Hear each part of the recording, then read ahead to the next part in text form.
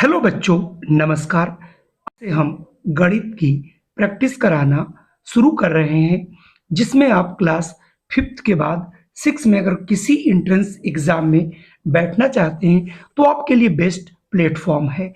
और आप वीडियो को देख करके चैनल को सब्सक्राइब कर सकते हैं और वीडियो को लाइक भी कर सकते हैं। तो आइए फटाफट पहले हम शुरू कर लेते हैं। देखिए, सबसे पहला प्रश्न है 3477 में 4 का स्थानीय मान आपको बताना है। स्थानीय मान का मतलब जो स्थान का मान हो। तो यहाँ पर आपने 3 4 7 7, तो ये इकाई, दहाई और ये सैकड़ा पर स्थान है। तो 4 इंटू 100 यानी सैकड़ा, तो इसका मतलब इसका स्थानीय मान हो जाएगा बच्चों 400। तो यहाँ से ऑप्शन ए आप लोग सही कर लेंगे। अब मैं दूसरे प्रश्न की अगर बात करूं तो आपसे पूछा जा रहा है 2050 से बनने वाली सबसे छोटी संख्या कौन सी होगी। तो सबसे छोटी संख्या बनाने का जो फार्मूला है वो सबसे छोटा अंक पहले लिखा जाए, यानी दिए गए अंकों को अवरोही क्रम में लिखा जाना चाहिए, आरोही क्रम में लिखा जाना चाहिए, बशर्ते कि संख्या कभी जीरो से स्टार्ट ना हो। तो हम यहाँ पर ये देख रहे हैं, सबसे अगर छोटी संख्या जीरो है तो जीरो से स्टार्ट नहीं कर सकते, तो जीरो से बड़ा है दो, दो लिख लेंगे और उसके बाद जितने जीरो प्रयोग किए जाते हैं वो जीरो लिख लेते हैं। अब दो से बड़ा कौन है? 5। तो कुल मिला के यहाँ पर 2000 जो 5 बनेगा, ये संख्या सबसे छोटी होगी, इसलिए यहाँ से ऑप्शन ए वाला आपका बिल्कुल सही होगा। अगर ये बड़ी संख्या पूछता तो सबसे पहले बड़ा अंक लिखा जाता है, फिर उससे छोटा और फिर उससे छोटा। अगर देखा जाए तो ये इन दिए गए अंकों की जो 4 अंकों की संख्या होगी वो सबसे बड़ी होगी, इससे कोई भी बड़ी संख्या नहीं लिखी जा सकती। अगला है सबसे छोटी पूर्ण संख्या बताइए। तो जो सबसे छोटी पूर्ण संख्या की शुरुआत कहाँ से होती है? क्योंकि पूर्ण संख्या की शुरुआत जीरो से होती है, यानी जो प्राकृतिक संख्याएं होती हैं उसमें अगर हम जीरो को और मिला लेते हैं तो ये संख्या हमारी पूर्ण संख्याएं हो जाती हैं। इसलिए सबसे छोटी जो पूर्ण संख्या है वो हमारी जीरो है और सबसे छोटी प्राकृतिक संख्या जो है वो हमारी 1 है। अगला प्रश्न हमारा है 70 का संपूरक कोण क्या होगा। तो संपूरक कोण क्या होता है? ए से दो कोण जिनका योग 180 अंश हो, ऐसे कोणों को संपूरक कोण कहते हैं। इसका मतलब 70 में आप कितना जोड़ें कि ये 180 हो जाए, तो x इक्वल टू 180 माइनस 70 यानी 110। इसका मतलब 70 का संपूरक कोण हो जाएगा 110। यहाँ से ऑप्शन सी वाला आपका सही हो जाएगा। अगला आपके सामने प्रश्न है, यदि मोहिंदर की वर्तमान आयु बताइए यदि वह 10 वर्ष पहले 35 वर्ष का था। अब देखिए, आज से 10 वर्ष पहले वो 35 वर्ष का था, तो यानी 10 वर्ष पहले की उम्र हो गई 35। जो वर्तमान आयु होती है वो आज की पूछा जा रहा, तो 35 10 साल पहले थी, तो आज 10 साल बाद कितनी होगी? ये हो जाएगा बच्चों 45 वर्ष। यानी जो मोहिंदर है इसकी वर्तमान आयु इस समय 45 वर्ष होगी, जो कि ऑप्शन बी में आपको दिखाई पड़ रहा होगा। अगला प्रश्न है 3 घंटे का 45 मिनट में अनुपात बताइए। तो आपको 3 घंटे का अनुपात यानी बटे कर देना है 45 मिनट। और कभी भी अनुपात तभी निकाला जाता है जब दोनों का यूनिट समान हो।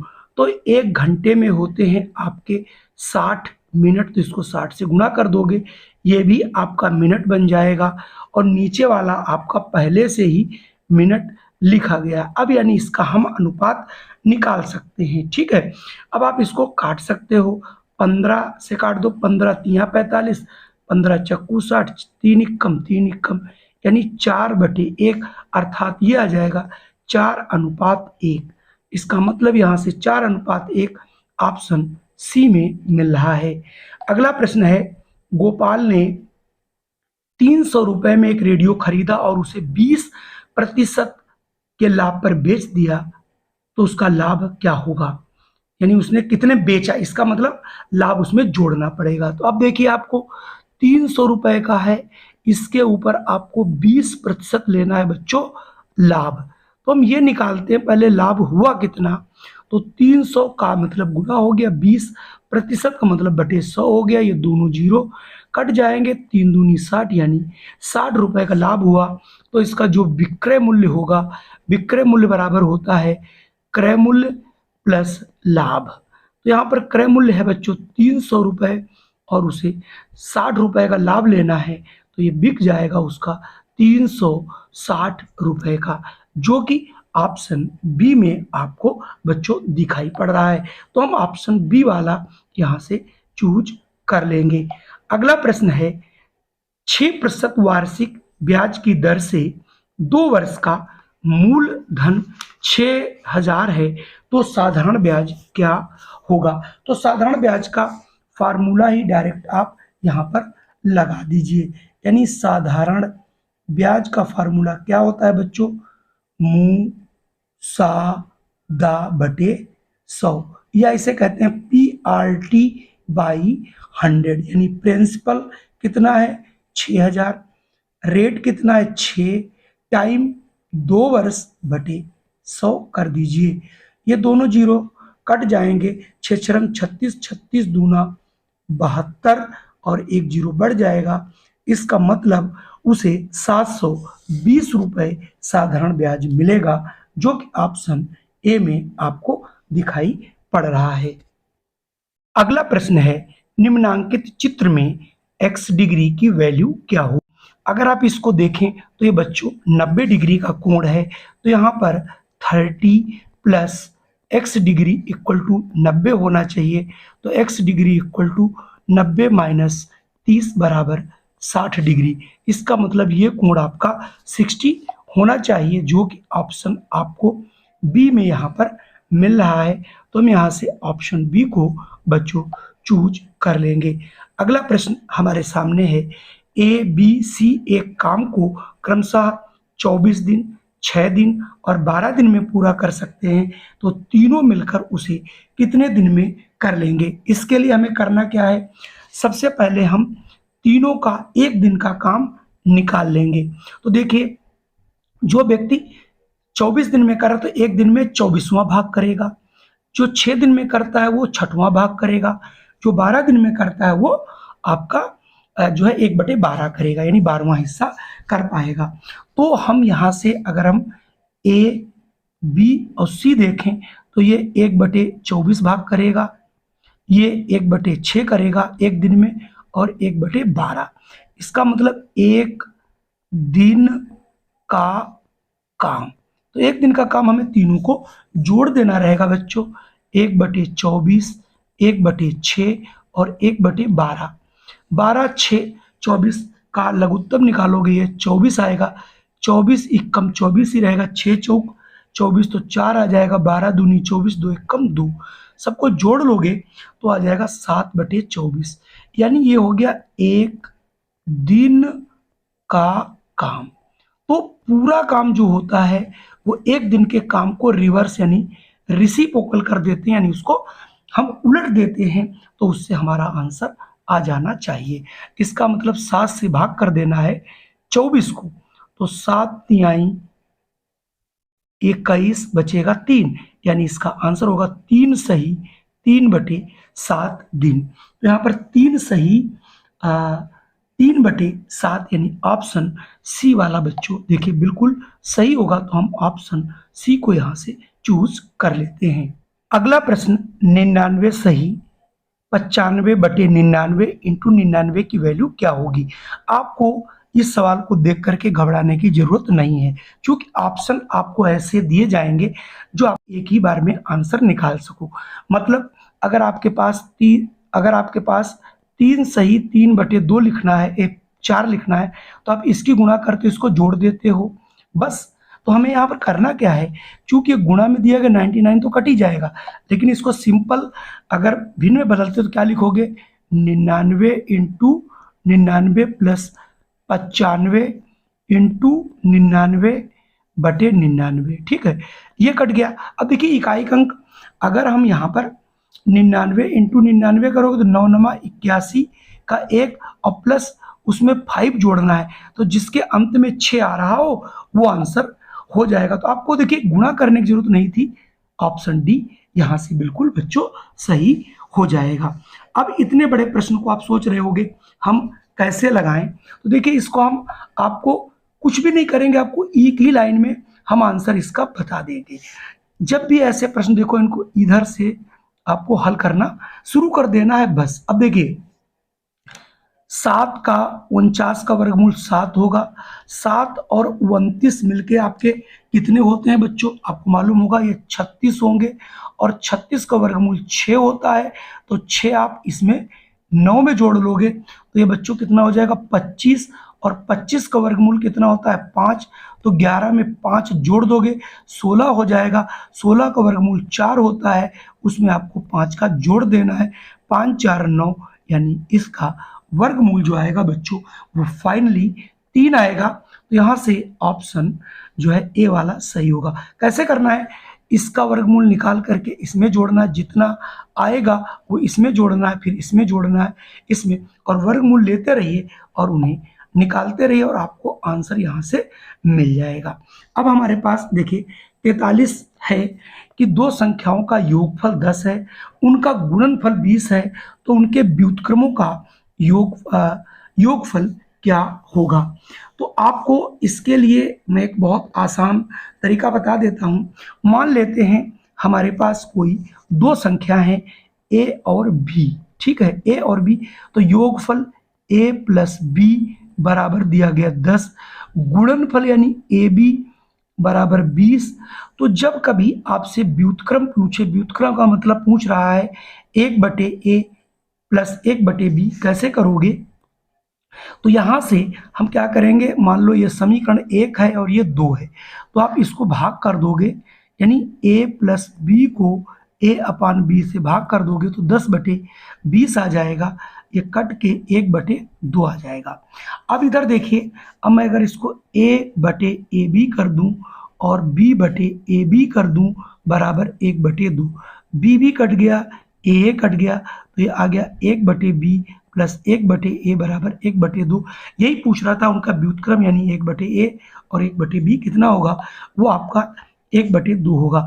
अगर ऐसा प्रश्न कहीं आपको दिखे तो उसके लिए आप सार्टिक अपनाइएगा, जो भी आपका योगफल दिया हो, योगफल उसके यानी जो गुणनफल से सीधे सीधे उसको भाग कर देना, और वही आपका आंसर जो काट के आएगा वही फाइनली आपको उत्तर मिल जाएगा।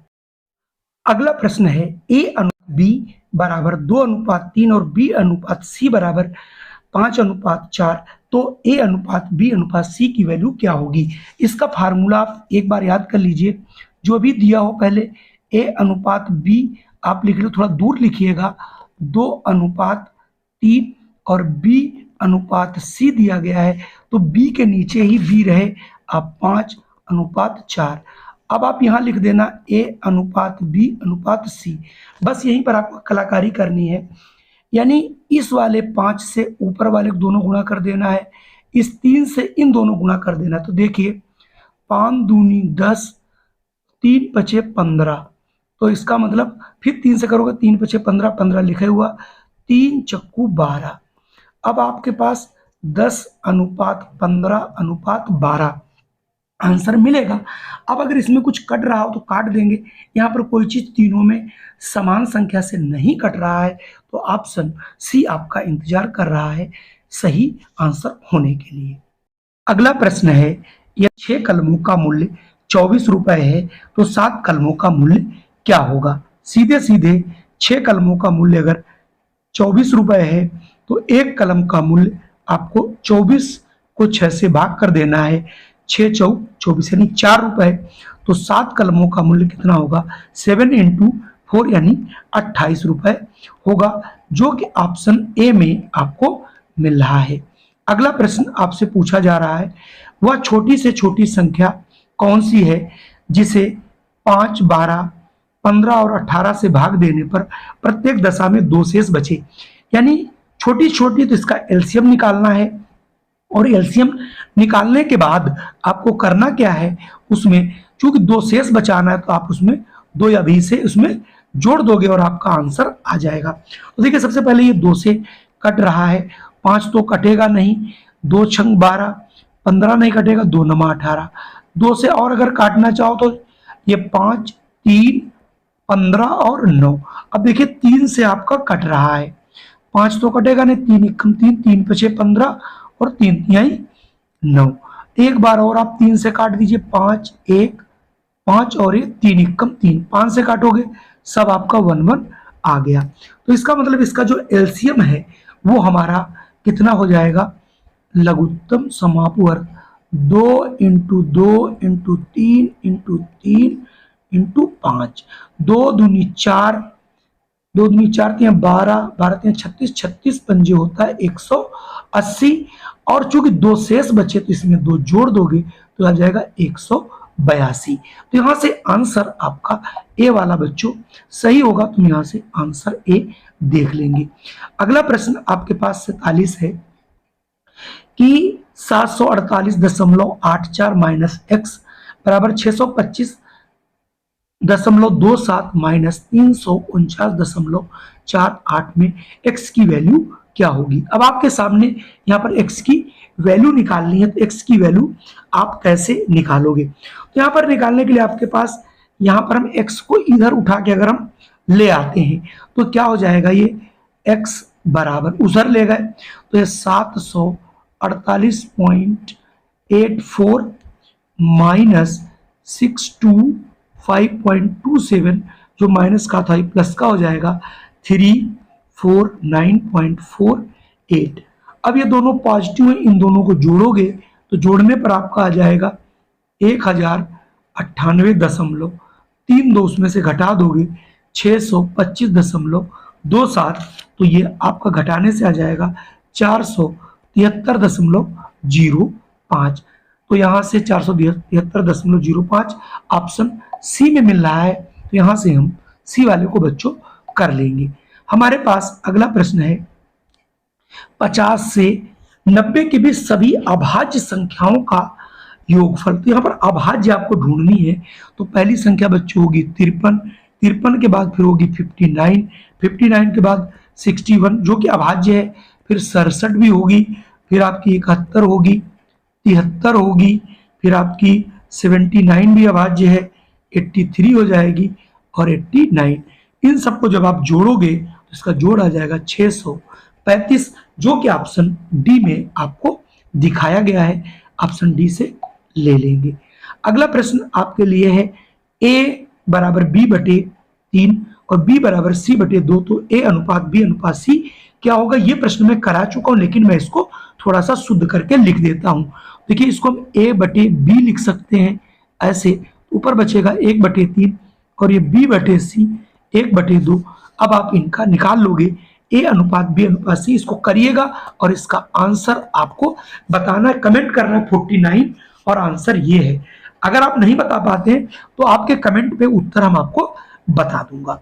आज मैं इतने ही प्रश्न रखता हूं, एक प्रश्न और कराता हूं। 1, 2, 3 से लेकर 49 तक यानी क्रमागत ये संख्याएं हैं, क्योंकि क्रम से हैं तो इनका औसत, कभी भी क्रमागत संख्याओं का यदि औसत निकालना हो तो उसका औसत क्या होता है, फार्मूला जरूर याद रखना, प्रथम संख्या प्लस अंतिम संख्या, ये सभी के लिए लागू होगा। 1 प्लस 49/2 यानी 50/2 यानी 25। तो कुल मिला के आपका आंसर ए वाला सही होगा। आज का वीडियो कैसा लगा, अगर वीडियो पसंद आया हो तो इसे लाइक और शेयर जरूर कीजिएगा। चैनल पे पहली बार हैं तो इसे सब्सक्राइब कर लीजिएगा। प्रतिदिन जब तक परीक्षा नहीं होती आपको एक वीडियो मिलता रहेगा।